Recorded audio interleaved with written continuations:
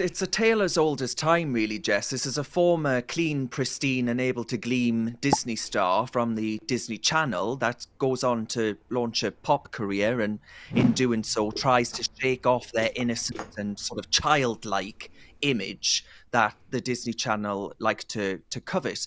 The actress and the she's a pop star as well, Demi Lovato. She's very much followed in that playbook, and she's gone from looking like, you know, a sort of smiley, happy-go-lucky Christian girl to someone that's about to join a death cult and have wild tantric sex. Right? As I say, a depressing but apt tale as old as time.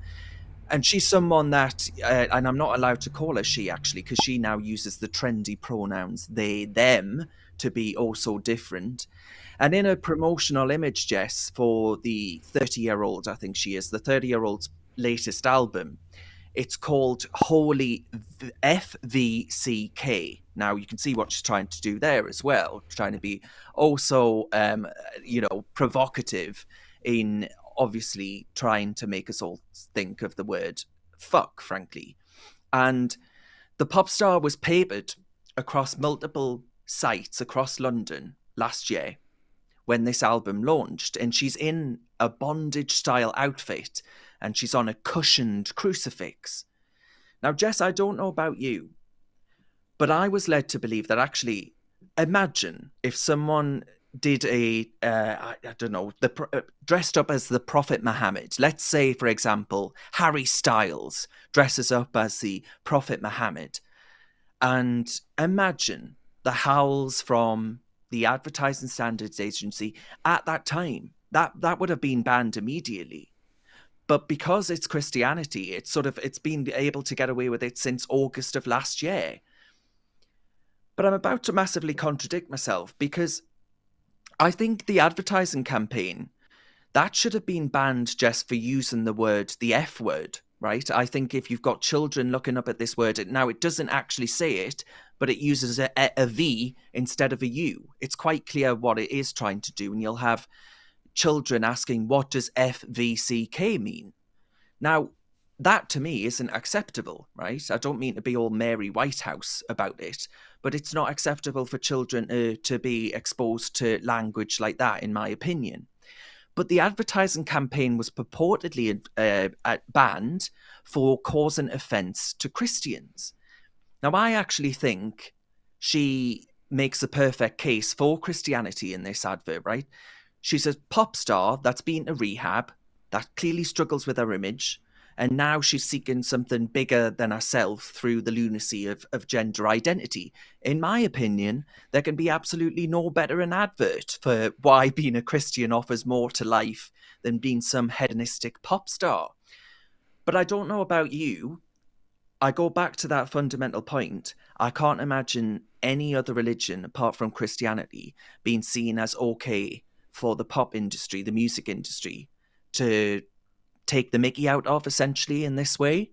Why do you think that is? Why do you think it's so easy for Christianity to be attacked nowadays?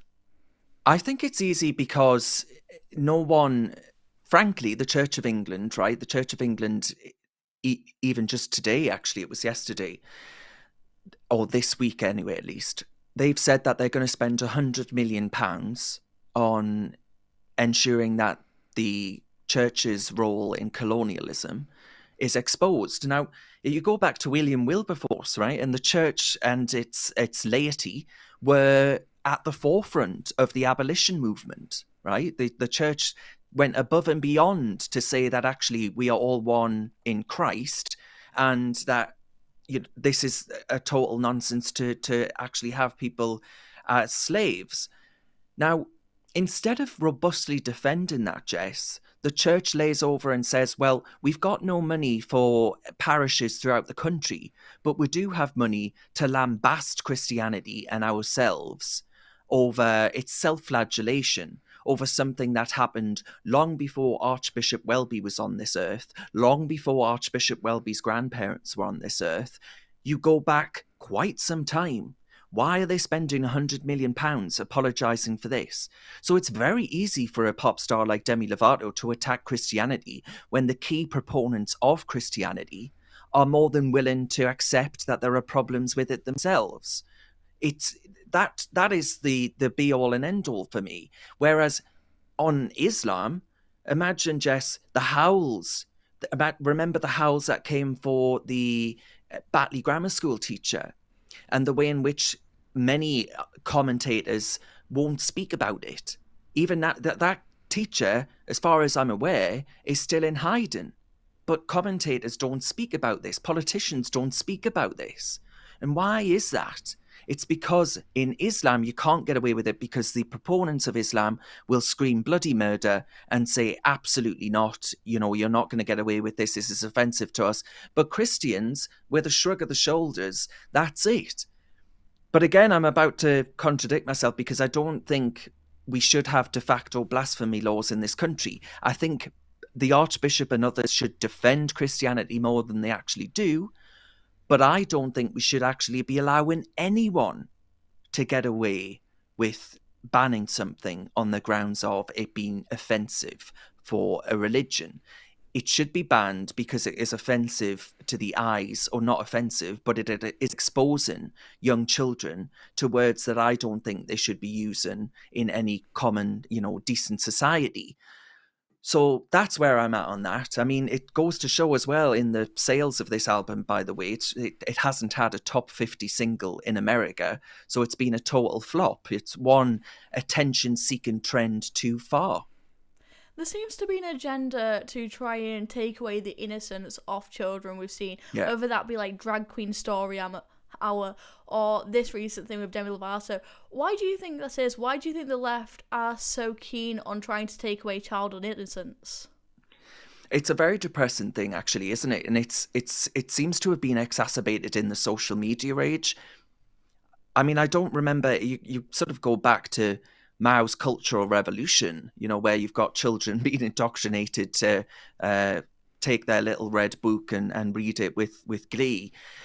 But I think it comes down to young people, the innocence of young people, right? They think if we can get them early, then they'll become like us.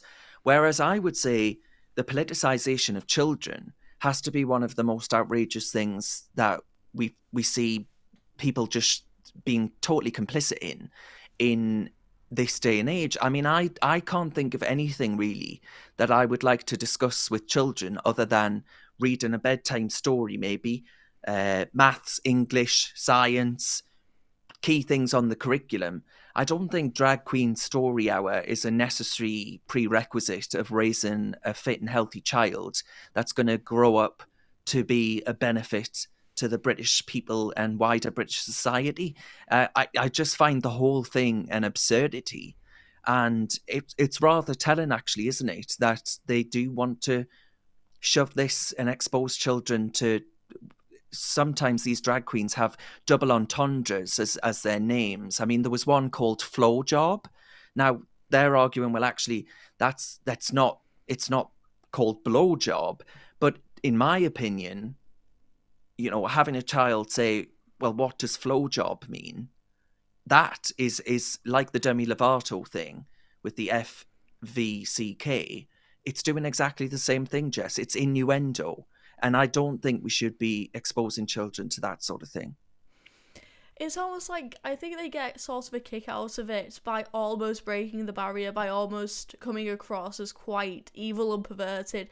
But they have this plausible deniability with the examples that you mentioned. How do we combat this, do you think? Well, it's like the Balenciaga thing. Remember the Balenciaga advertising campaign a few weeks ago? That completely blew up because they had documents pertaining to a court case in which, a child sexual exploitation, as far as I'm aware, court case. It was definitely related to child abuse. And this was in the background of an advertising campaign. And there was sort of like bondage type themes and things like that. So I think you're right. They think that it's on the very edges of decency and they want to push the envelope as far as they can possibly go. I think we as a society have got to say no. And we did say no. In the case of Balenciaga, apparently it's hit their sales. Apparently it's certainly hit a love for a loyalty following around that brand. because the likes of Kim Kardashian were wearing it. Suddenly, Kim Kardashian's got a question mark over her status with the fashion brand. So we've got to just say no, right? We've got to use our voices to kick off. The silent majority have got to become the vocal majority and actually say no. You're not going to expand the envelope past what I think is in the realms of any decent and tolerant society. I think actually children have got to be kept far away from anything like that perversion. So I think that's the way to do it, is to just speak up.